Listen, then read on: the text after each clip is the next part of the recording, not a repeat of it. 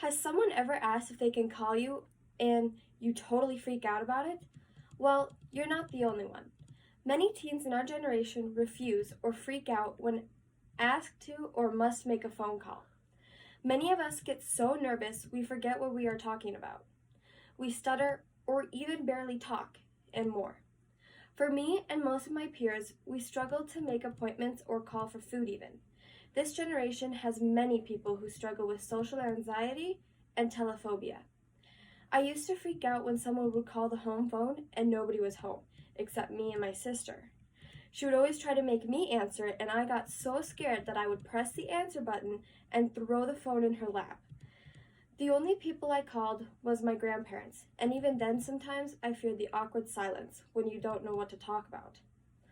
All the fear from calling or answering the phone can cause an abundance of stress on kids and teens, even some adults in few cases. I had a friend whose mom was making her call and schedule her own appointment. So after finally working up enough courage, she called, and when she heard the line ringing, she passed out. When people stress out about calling or answering the phone, it is usually because they don't want to say something wrong and embarrass themselves, or they don't want the person on the other line to judge them. The last reason that I prefer to text over call is because you can always go back and see what was said.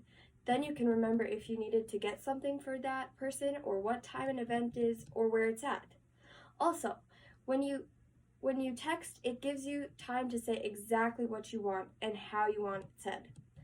A lot of times I do call someone, I always end up not wording what I'm trying to say right. Then it just sounds funny and people think I'm weird. These are many reasons that this generation prefers to text instead of call, and I'm sure all of you have multiple stories to back this up.